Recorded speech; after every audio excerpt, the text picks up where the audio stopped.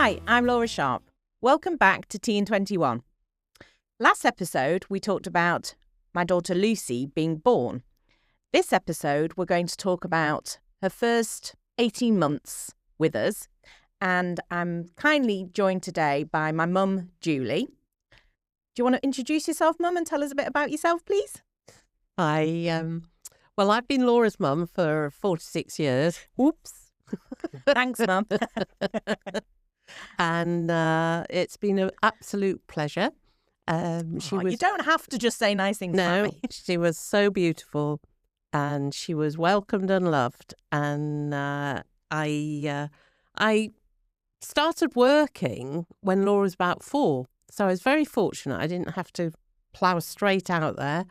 So we spent a lot of time together and then started work. I've done all sorts with my career. I've owned a couple of dress shops. What else have I done? I can't remember now. It's so long ago. I think going from the dress shops was working with Dad, wasn't it? Yes, I worked with Laura's dad, Tony, for 8 years, I think it was, something like that. I've done property development, and then I've sold camera kits. And very varied. Canvas art as well. You had a business selling canvas art. Oh yeah, when nobody else did it. Restaurants. Yeah, that was early very days of that, exciting. yeah. I loved that. Going to Top Drawer and And then I did quite a bit of TV work to promote that on things like The House Doctor And Colin and Justin's How Not to Decorate. Yes. They were very funny. Yes, they were. And they did. Really, How Not to Decorate was really very appropriate for them. Ooh! No, they were lovely. So, and came over to Newcastle and lived up here, Carlisle and Newcastle, for about 14 years. And then went back, as you maybe, I don't know, Laura's maybe talked about her dad being poorly. I think I have touched on it, yeah. And I was from Harrogate and lived there all my life until we went up to Carlisle and he was working at Border TV. My girlfriends, amazingly, were saying, if you don't sort this out, we can't support you while you're up there, but we can support you emotionally if you come home. Mm-hmm. So we packed up, and Tony and I packed up and came back to Harrogate. About 9 or 10 years ago, that was, I think. It was 2000. No, it's not as long ago. It was 2017, I think, when we came back. 8 years ago. Yeah. Yeah. So, and it was the right thing to do because it wasn't much later that Daddy got taken went psychotic, and they took him into care. So yeah, it's been. You had more family and friends around you, didn't you? And it was so you had more support. And now I live in sunny Ripon, so I'm not so far away. No, you're like 20 minutes closer to us in Newcastle, which is great. Yes, and I get to see Lucy more. So going back to Lucy being born, she was born on the Wednesday, and we had a sort of a, I don't think I really talked about it in the last episode because we literally talked all about the kind of process of Lucy being born and the C-section and stuff.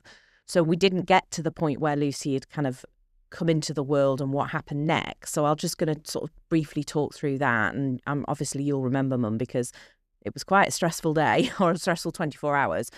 And it was a funny one because she was born so kind of happy and healthy and no one could quite believe it. And I think I talked in the last episode about the paediatrician leaving the room while they were still sewing me up from the section and me trying to grab her going out the door to say, you need to look after Lucy, not me. Why are you leaving? And then Lucy was put onto me skin to skin. And I never expected that. And it was, as per every episode, I'm about to cry. It was a very emotional moment when they put her skin to skin to me because I would just had built myself up so much, hadn't I, with all of the different discussions with the doctors that because of her heart condition, she'd be taken away immediately. So they didn't take her away. We went into the normal area you go into sort of post-birth where you just kind of get used to this child being with you. And then you get moved on to a ward. And that sort of, I don't know how long we were in that room. John might remember, but it was probably a couple of hours maybe in that room where we just literally would just stare. We just stared at her. It could have been 6 hours. I have no idea. We just sat and stared at her and both kept crying. And he was able to kind of, get hold of her and give her a hug. And I've got a lovely picture of John doing that, which was beautiful. And then they moved us onto the ward. And what transpired is they moved us onto the ward that all the other mums went on. And that night, I was trying to feed Lucy, and I'd been promised by the feeding midwife prior to Lucy being born that she would come and help me with the feeding because I'd never fed a baby before, and I was really worried about it because, there's a lot of talk of children with Down syndrome having sort of the weak muscles around their, their jaw and everything, and will they be able to, or their tongue or whatever, will they be able to latch and all the rest of it. But I felt like she was. I wasn't sure, but I felt like she was. And I had harvested all that colostrum. Do you remember? I was obsessed. Mum, I got 2 mils today. I kept texting you, didn't I? It was a very bizarre thing to be doing before she was born. But I did all of that, and she had all of that colostrum. And then through the night, they ran out of that colostrum because obviously she was born quite early on the Wednesday morning, and then through the Wednesday night they ran out, and that's when they said you need to really be trying to feed her. But of course it was the middle of the night. I'd had a section. I was in a lot of pain. I didn't really know what I was doing. And the next thing, I just remember a midwife standing at the end of the bed saying, "Get her off you. She's not latching properly. All she's going to do is hurt you. You obviously can't feed her. Get her off you." So I did, and it was like, well, what do I do then? So I put her back in a cot, which was, I remember being extremely painful. Just turning and trying to lift her into the cot was excruciating. So I didn't want to keep doing that. Well, it cuts through all your muscle, don't they? Cesarean. Yeah. So I did that, and I just kind of left her there, and she went to sleep. I think I must have gone to sleep.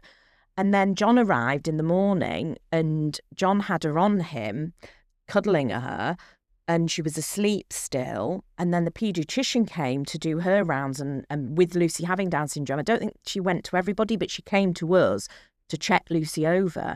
And she said, "She seems very sleepy. Are you aware that she's more sleepy than she should be?" And we were like, "No."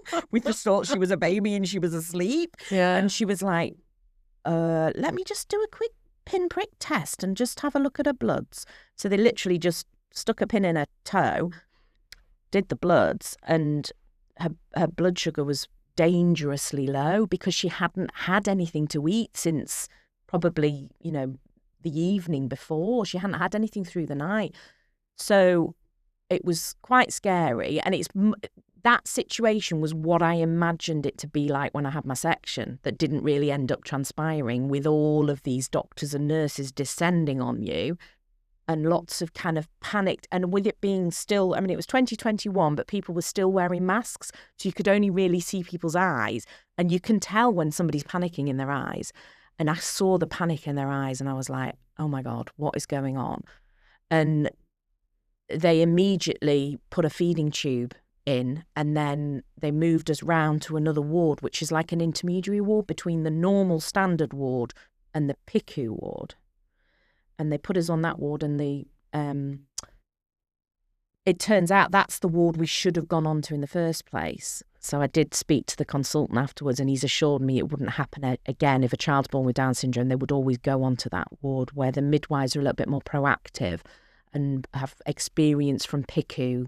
That's where they tend to move from PICU onto that ward, and they're able to kind of support you a bit more. I was obviously just left to my own devices, and I didn't know what I was doing. Yeah. And they put a feeding tube in and got some formula into her. And within half an hour, she perked up and her blood sugars came back to normal. But we did have sort of 2 or 3 days of kind of, is she okay? Making sure she was getting enough, of the formula I was trying to express to give her my milk. And it was, and it was because of COVID. I remember you were desperate to come in and see her, but yes. I was like, it's a bit tricky, because they're not really allowing visitors. John was allowed to come, but they were a bit funny about additional sort of grandparents and things coming. And I kept saying, I will be home quickly. I feel like I will. And we were, we were worried with it being a bank holiday, we were going to be kept in till the Tuesday. But we somehow, because the paediatrician was fantastic and I think felt bad about what had happened on the Wednesday night, she pushed for us to get home on the Saturday, and she pulled a few strings, and we got all the tests done that we needed to get done, like hearing. They had to do an echo on her heart to make sure there wasn't anything dramatically different to what they were expecting to see. They did all of that and sent us home, and we arrived through the door, and I think you and my brother and his wife were already there, weren't you, in the house waiting. Oh, amazing. I mean, it's just, this beautiful little thing, Lucy. Oh, it was fabulous. And in fact, we've got a picture of George and Winnie and I all just going, I know, your faces are so adorable on that photo. No, it's lovely. Yeah, it is. No, she was just so precious. And really a sense of, has this really happened? Because there'd been so much stress and build up to it. And then there she was, and really quite fit and healthy as a baby. Wasn't she? But once we got her blood sugar sorted, she was fine, really, wasn't she? And a lot, because there was a lot of anticipation that would she be all right? How would she be? Would she need oxygen and all that? We didn't know. So, and waiting was agony. Yeah. But no, it was fabulous. So that moment when you met Lucy and your emotions and how precious she was, I think that sort of brings me back to those, like you say, there'd been a lot of stress over the pregnancy. And I've mentioned that on a couple of the episodes, kind of, you can't, as much as I'm a positive person, you can't detract from the fact that there is trauma there from the process of Lucy's diagnosis and things. Absolutely. So I'm obviously people have heard it from my point of view. I'm interested to hear from your point of view, from that moment of finding out I was pregnant to probably kind of getting through the diagnosis, sort of how you felt. Yes, well, it was a very, very stressful time for me because Tony was also, he'd been sexually assaulted in his care home. And it was, do we get the police involved? What do we do? And then Laura... You didn't want to tell me. I couldn't tell Laura because there was too much going on. It would have been the thing that would have probably tipped me over the edge if I'd have known what happened to Dad. And I didn't want to, because I hadn't told Laura, I didn't want to tell my son George because it just didn't seem fair to burden him with that. And knowing that Laura didn't know. And there was a lot going on.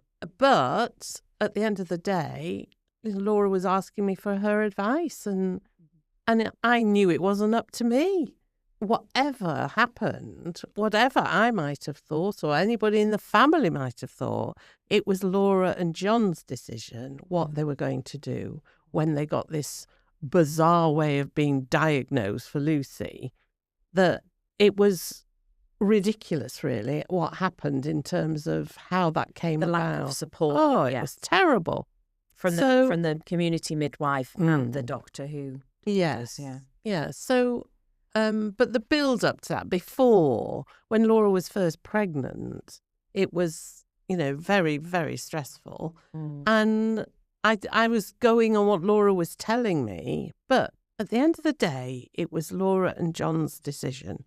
And ultimately, it was definitely, I think, Laura's decision ultimately. At the end of the day, Laura was going to have to carry Lucy. What complications were going to happen with that, if any? We didn't know. So it was lots of sleepless nights. And Laura, ringing quite regularly. I was already emotionally upset with the whole situation about Dad, and because life goes on. When I look back, it kind of makes sense because you did seem kind of probably more emotional than I would have expected you to. But it makes sense why now. Yeah. And I didn't know anything at all about Down syndrome, nothing at all. Well, same as me. I didn't, did I? Yeah. So anything I could glean, it was a very difficult time. And the way that I think that it was handled in the specialist saying, well, it wasn't a specialist, it was one of the consultants from FMU. Yeah, saying, yes, you've definitely got Down syndrome, because we've been through all that journey of trying to not have the amniocentesis, CSV, and whatever it was. or that not coming back positive in enough of whatever needed to be there. You had that twice, and then we had the NIPT testing. Yeah, I was so pleased. Where I just had my bloods done. Yes. And it kept coming back. And I was so pleased when they were fantastic in that clinic, and they said it was quite rare for it not to come back with a positive or negative. And that they quickly rushed you down, got you an appointment at the hospital, and yes, you had to have that needle. The test, yeah. Which you were so brave, and you were I fine. had it the same day. Fine, I didn't have to have more sleepless nights. Exactly. I was worried about Laura's anxiety anyway, and they took us straight in. So that was a big relief for me.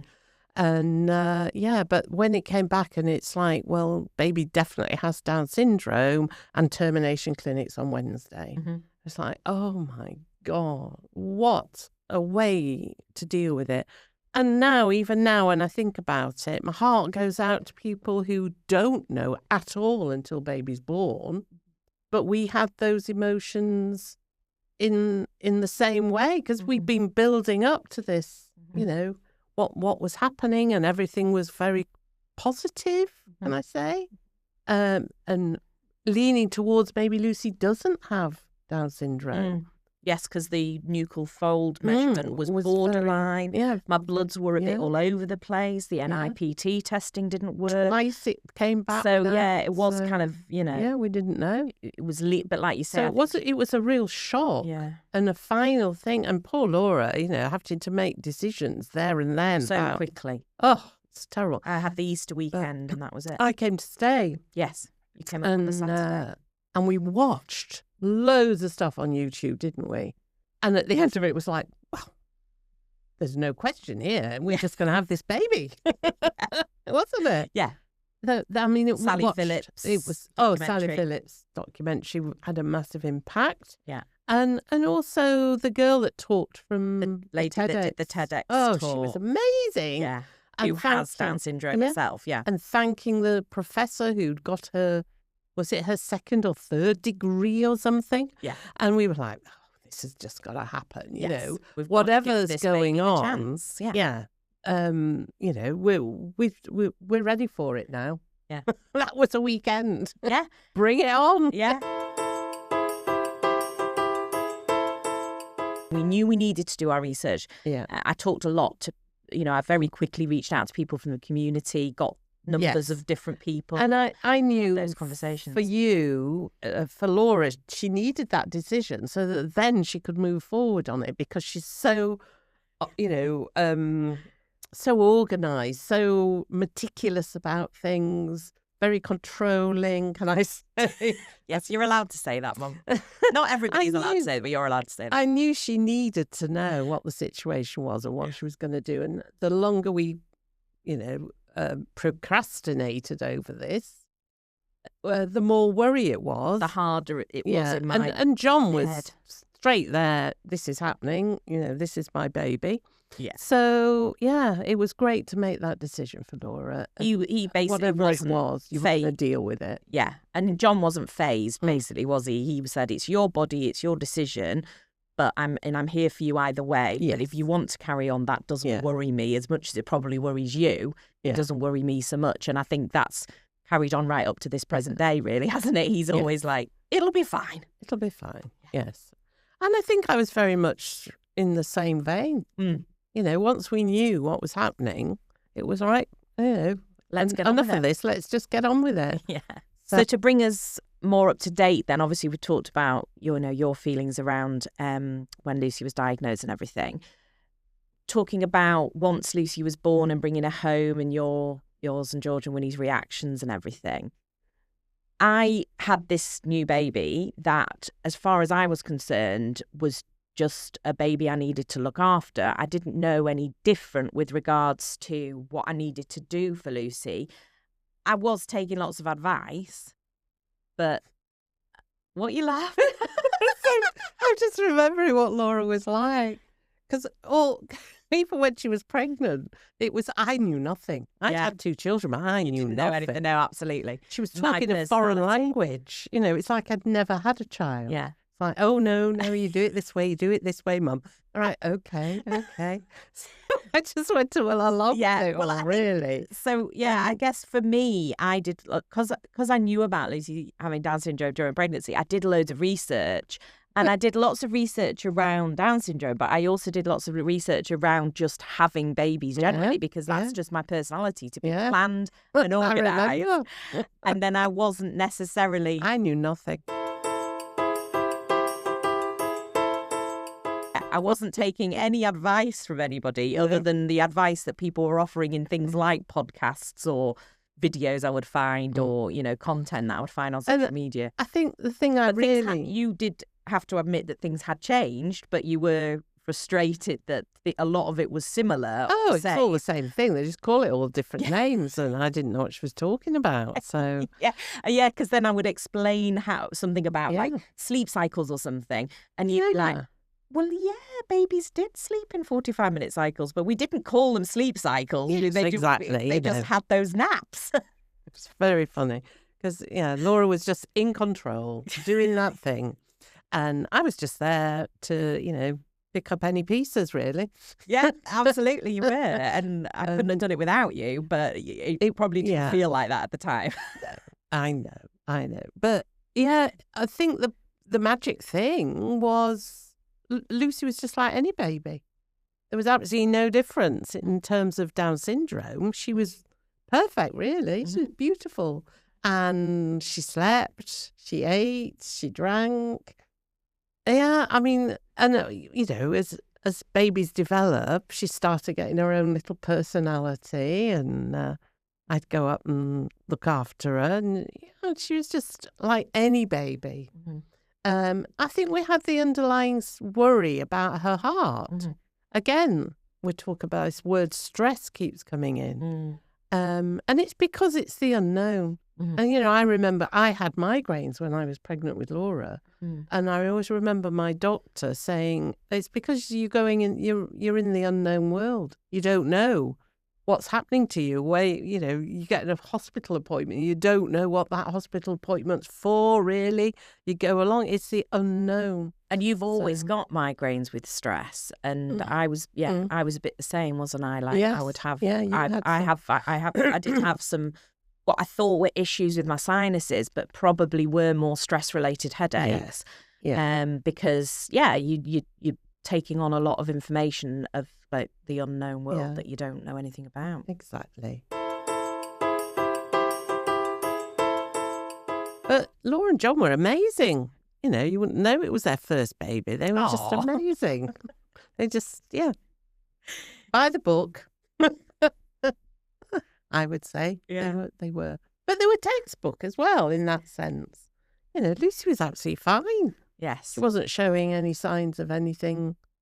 And, the little ones don't do an awful lot, do they? Until they're sleep. Certainly in 3 months. Who repeat. Yes. Is that those T-shirts that have that slogan on is very true in that first 6 months, isn't it? Yes, they do. They are. Yeah. And then we had we were going for regular heart checkups, and those times were quite stressful. And I remember now and again you would come up and stay because we needed your support, because we didn't know what we were going to find out at each appointment. But that only lasted probably about 6 months. The first 6 months, like, we were going quite regularly every couple of months, and it was quite stressful. But by the 6-month point, I think children, that's why you start weaning that age, because they start holding themselves up more, and they get a bit bigger, to the point where they were like, oh, our heart's functioning okay. And we were like, oh, kind of stand down, really, because Lucy's heart condition, complete AVSD, is a heart condition that's normally needs repairing. They told us, didn't they, that it would need repairing the first 3 to 6 months. So to get to that 6-month appointment and be told, might do it when she's about a year old, we all just went, phew, we can breathe a little bit. We had a few months respite, was how we felt, wasn't it? And then we got to that 12-month appointment, and they were like, right, we need to do it now. But they didn't really say that, did they? They were like, we need to do it, but it's still not that urgent. Yes. But we will put her on the... But you knew it was going to happen. Yeah, they put her on the list. And that was so stressful. And that was the because August. of COVID. That was so stressful. Yeah, it was a long list, and she was very near the bottom because she wasn't symptomatic. And it was that sort of that August appointment around her first birthday was, very much right. Well, she's going on the list, blah, blah, blah. And you expected them to be in touch, within a couple of weeks or something. And like a couple of weeks went by, and I think I emailed the nurses and they were like, oh, she's on the list. And you've got this tiny baby. And the anxiety that needs a heart operation. Yeah. And not heard anything from the specialist. So, and just I think pull Laura off the ceiling and try and calm her down. About 5 weeks. Awful. Yeah. Awful time. I think 5 weeks went by. It was the beginning of October. And I just was like, what is going on? Yeah. And I was sat. We'd been to the dentist. Just imagine. We'd been to the dentist. And I was sat in in a cafe in Newburn. Poor girl. I mean, whenever I go in now, she remembers me because she'll never forget me. Because I just sat there in floods of tears. And she's like, are you okay? And my daughter needs a heart operation and I haven't heard anything. And she's been a bit funny this morning because her breathing was a bit funny. I think she must have been coming on with a bit of a cold or something. And I just went into like a blind panic. And I rang. She said, well, is there somebody you can ring and ask? And I rang. Well, she looked after Lucy. She fed Lucy for me. Aww. She gave Lucy some crisps or something. And I rang the Freeman to find out what was happening.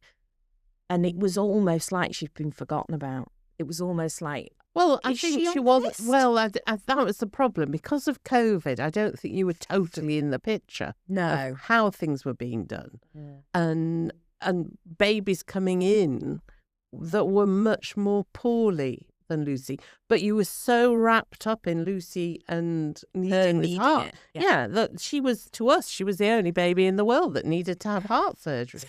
But to the hospital, that was far from the truth because these babies come in, they can come in through the night, all last minute, and it was always the case that something came in more important, and you just then... You're not thinking about those families and what they're going through because it's all babies and little ones and children. So it was difficult. It's difficult to rationalise, wasn't it? Yeah. And COVID was the ultimate problem. Why we had to wait so long. Yeah. And then it got worse because then you're in. So bring her down. We'll do the tests and oh my God. And then no, sorry. Not happening. Somebody's come in. There's been an emergency. And how many times did that happen? So between the October when I kind of made them aware that they'd said they would do it at 12 months and she was now 14 months and we hadn't heard anything, they were like, yeah, maybe we do need to look at this. Oh yes, we'll make sure we get her in soon.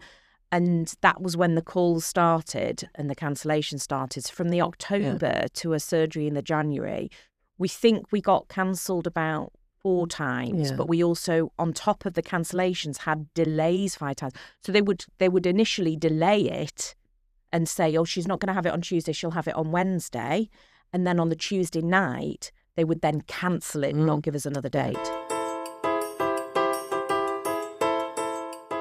Oh, so it was like 5 episodes, but it was like 10 episodes to us, really. It was really different. In the space of a few months, and it was really tough. And between the Christmas and New Year, I did, that's out of everything that's happened over the last 3.5, 4 years, that I do remember being...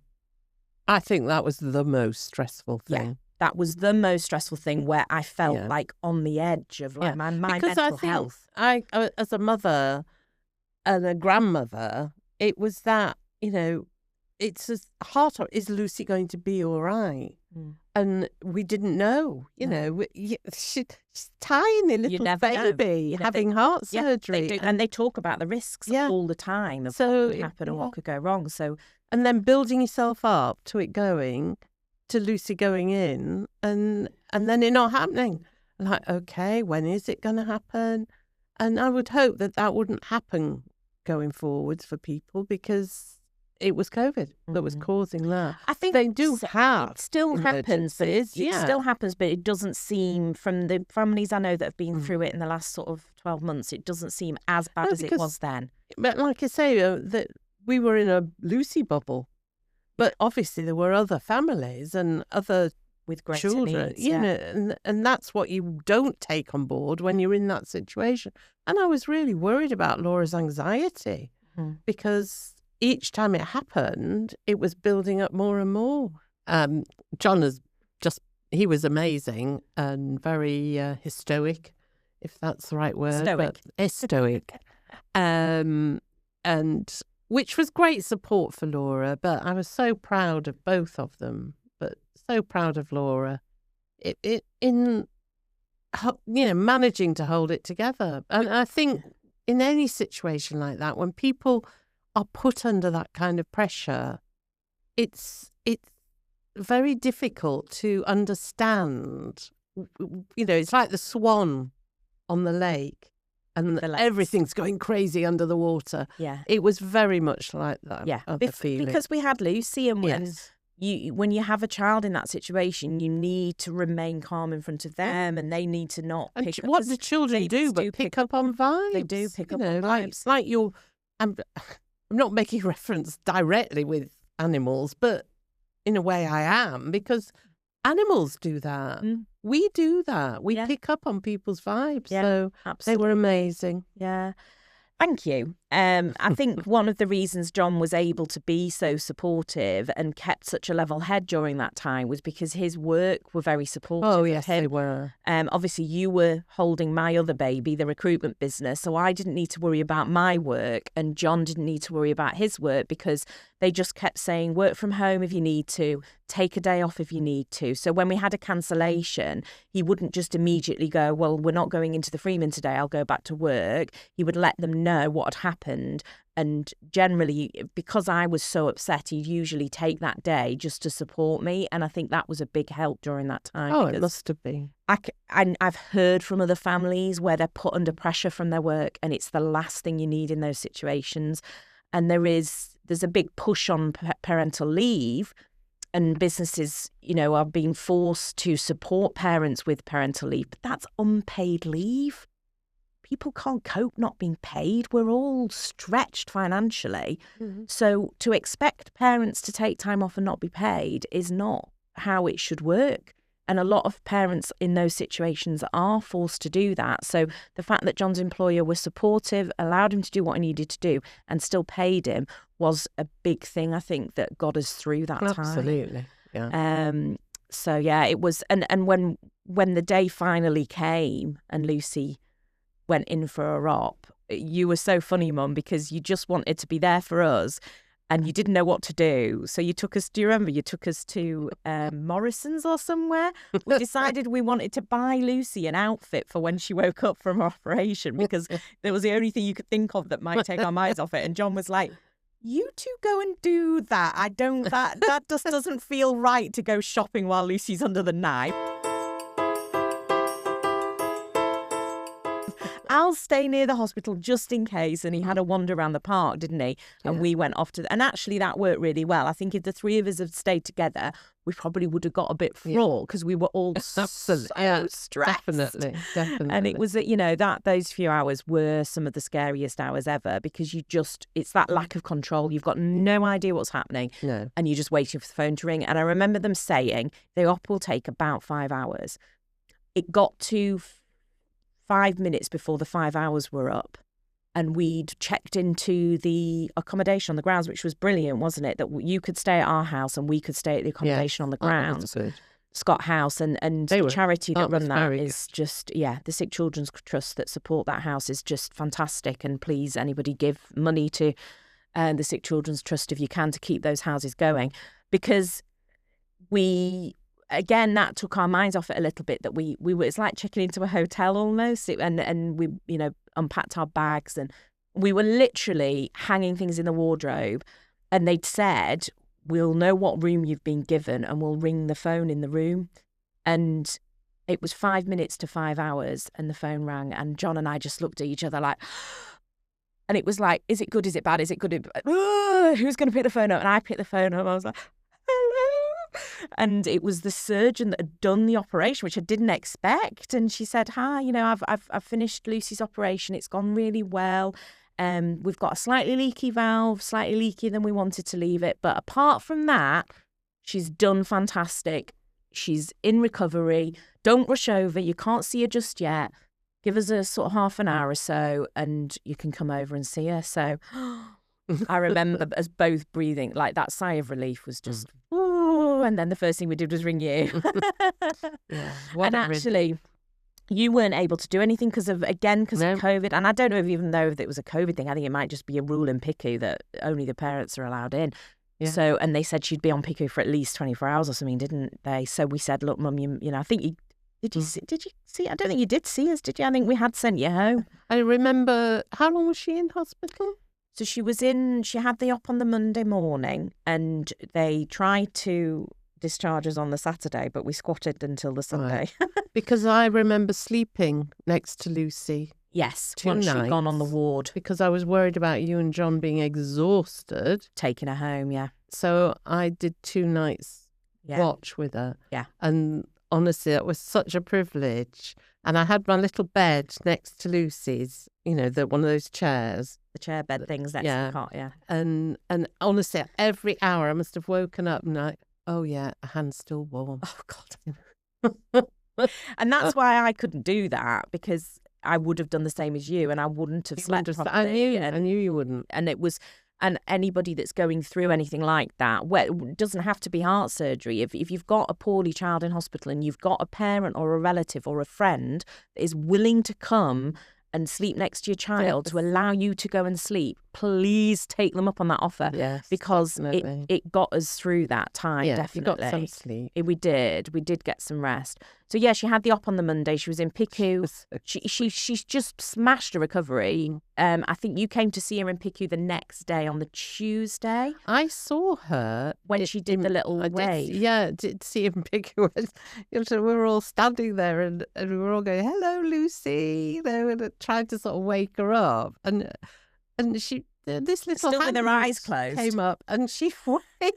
We'll share the video on the website. I'm here. It's very cute. Incredible. It was amazing, wasn't it? And and once she'd done that, that's when all the nurses seemed to kind of relax a bit. Yeah. And they were like, "Oh, let's start weaning her off now, and let's get her going." And we were all like, "Really? Like, is she ready to wake up?" And they were like, "Well, we'll do it tomorrow morning." So I think they did it on the Wednesday morning, and that same day, the Wednesday morning, they brought her around, took her everything away, and that was a bit scary. That was a bit of a traumatic moment because as she came up from the sedation, she pulled the breathing tube out, and there was a bit of a panic, and there was an emergency happening, and there weren't any doctors available, and the nurses, again, couldn't see their faces, but I could see their eyes, and I could see the panic in their eyes. So we were kind of ushered into the family room, which wasn't the best moment, but it is what it is. These things do happen, and they did, you know, they were very professional. They did deal with it really well. And again, the surgeon happened to be available to come in and tell us what had happened. And they got they didn't put the feeding tube back in, but they got the breathing tube back in, and everything was okay. Or the oxygen on her or whatever they needed to do. And she said, again, like, give us 10 minutes, just make sure she is definitely settled. And then you can come back and see her. And she was fine. And that later that day, they were like, right, she's not PICU.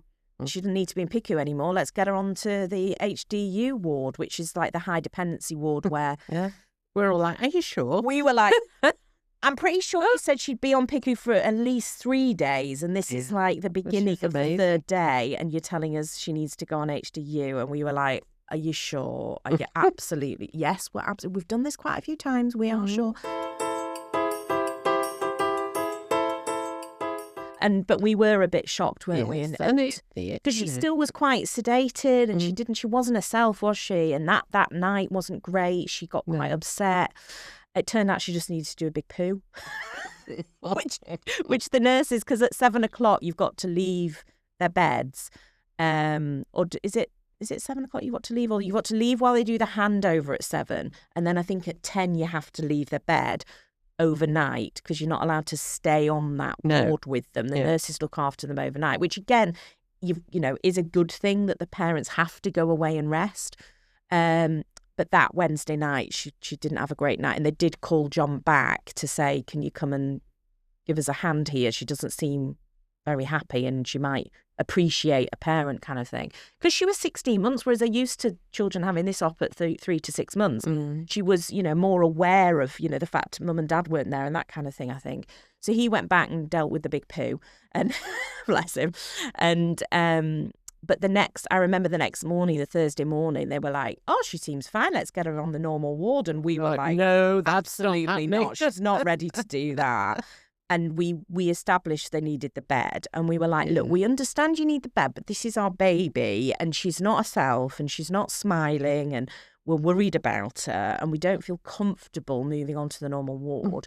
And they listened to us for a bit and they let us keep her on there for a bit. But I think that it was that Thursday night. Yes. Yeah, it was. They moved her and John stayed with her and didn't sleep, did he? No, he didn't sleep at all.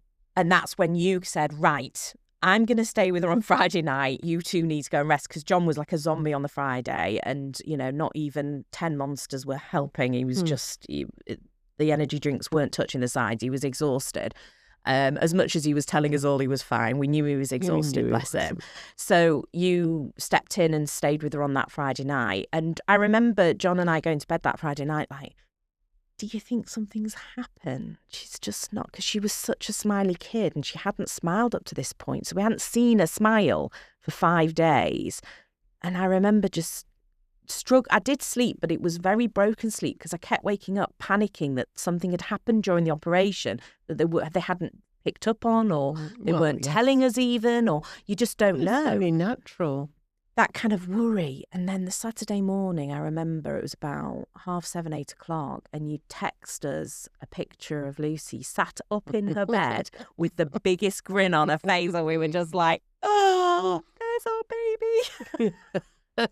And we both burst into tears, and then had to get ourselves together to come and obviously take over and let you go and have a rest. And then later that Saturday they were like, "Right, get her home," and we were like, "Absolutely not." I remember they were writing the discharge papers and John and I were stood at the desk saying, "We are not going home." And we effectively did, because it was a weekend and it was reasonably quiet on the ward. And you were quite happy to stay with her that second night, the Saturday night. You were like, you still both look shattered. I was adamant. I'll stay again, because then if you are taking her home tomorrow, you need to have had some decent rest. Absolutely. And because we were... I like the toast in the hospital. Getting waited on. But yeah, so it was an interesting day that Saturday, because they were adamant she was well enough to go home and we were adamant she wasn't. And yet again, we got into a bit of a spat about it. And because it was quiet, they let us stay and we took her home on the Sunday. And honestly, we've never looked back, have we? No. It's just been an incredible 18 months since then, because she just went from strength to strength. We had no idea, because they were telling us she wasn't symptomatic with a heart condition. We had no idea how her heart condition was affecting her. And it wasn't till she was bear crawling within 3 weeks of the op that we were like, maybe this was holding her back a little bit. I think it was. She had like this renewed energy, didn't she? Yeah. And her colour. Her colour was different. It was better afterwards. And she was more pink and just more lively. More energy, basically. Yeah, and within 3 weeks of bear crawling, she was then 4-point crawling, and then that was the next year and a half or whatever it was. She was 4-point crawling everywhere, and she turned 3 last. There's some of that, 4-point crawling. Hello, what's that? New terminology, which I don't know. It's new terminology because I wasn't there in the first place. So. But it's the terminology I've learned. Yes. So she did all of that, and then she turned 3 last August, and we'll talk more about how things have progressed since then in the next episode. But brilliant. Thank you very much for joining me, Mum. Oh, it's a pleasure. Love you. See you all for episode 6 very soon. Thanks for listening.